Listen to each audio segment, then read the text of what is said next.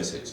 The Coalition of Northern Groups Katsina State Chapter, after careful review and due consultations over the recent call by the Governor of Katsina State for citizens to acquire arms, hereby resolves that the statement is a clear indication that government and governance have failed. It is also an indication that we are living in a failed state. Without a doubt, acquiring weapons by citizens in the name of self-defense will increase bandit cells, lead to greater instability and deepen insecurity.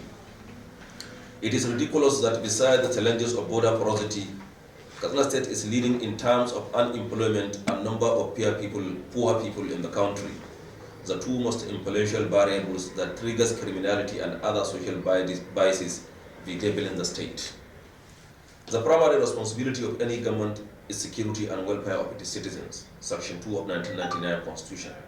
But your government, sir, is currently displaying its incapacity or unwillingness to tame the monster of insecurity, thereby exposing Nigerian security forces to danger and sending civilians to early graves. We implore the government to fight unemployment, poverty, and illiteracy holistically and with all sincerity of purpose, which are the tripod upon which banditry has been nurtured to its current most terrorist stage.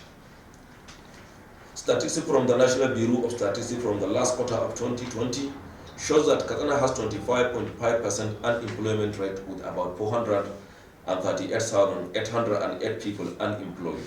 The statistic on poverty rate in the state is a sign of danger resulting from failure of effective leadership.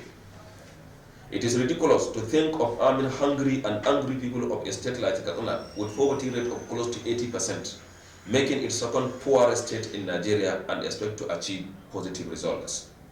How will we expect an already vulnerable civilian whom has been subjected to bad governance, presented with an opportunity to possess arms, end banditry?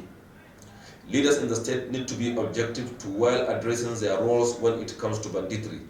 Governance is not just about enjoying the perks of office and shifting responsibilities to the vulnerable, but rather a selfless services that requires commitment, dedication, and the willingness to systematically guide one's followers in the right direction.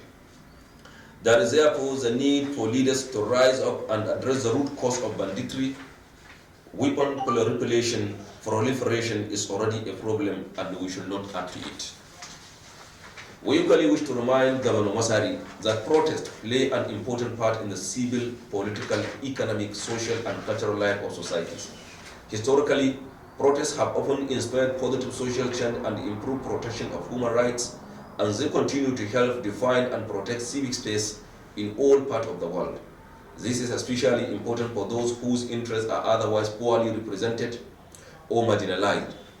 Nigerians' right to protest are safeguarded under Section 38, 39, 40, and 41 of the Constitution.